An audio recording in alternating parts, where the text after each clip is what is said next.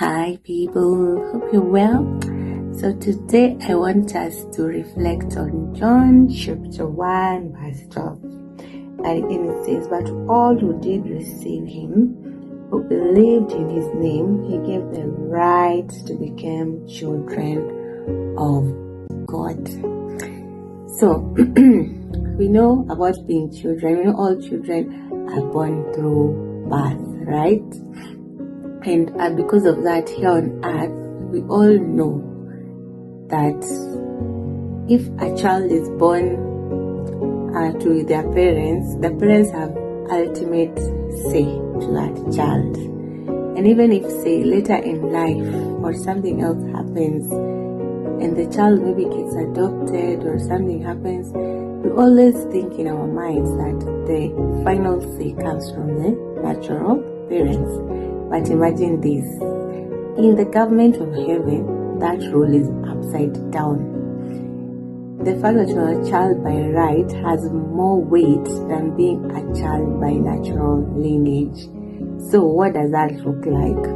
For instance, now I want you to imagine this scenario. You were born in a family that struggled with poverty, brokenness, and generational battles. That was a natural reality. But one day, a royal family comes and by legal decree, they adopt you as their own. Yeah, imagine that. And then from that moment forward, the natural parents, they cannot be called to court to make decisions about you. Do you know that? They can't. Legally, they have no say.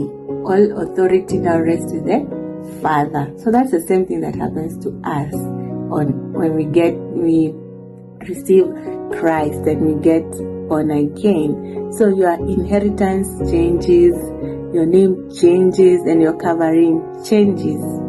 So it doesn't matter. Now from this point forward, it doesn't matter what your natural family says about you or even what they wish for you. Even if you have a crazy uncle in the village and they come say blah blah blah, so long as the king and the queen have adopted you, so you become a natural child.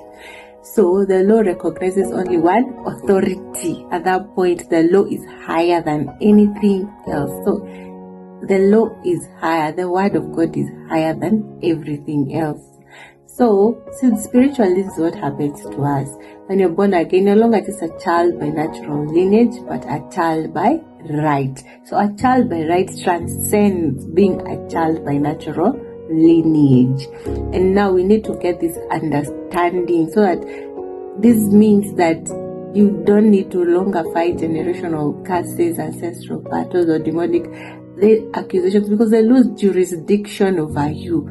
They cannot summon your natural bloodline concerning you to argue against their destiny. They only do that if you have not caught the understanding that being a child by right transcends being a child by natural lineage. So from that moment on, the only decrees that matter now are the ones written by your Father in heaven. The same way if you're here on earth and you're adopted by a king, the only decrees that would matter going forward are the ones written by that king. Anything else doesn't matter. And so now you need to stand with the word and fight.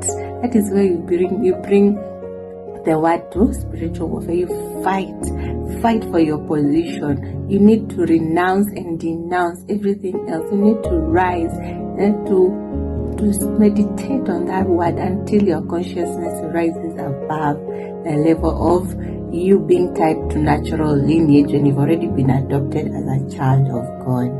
I hope that has made clarity to someone. Bless you and bye.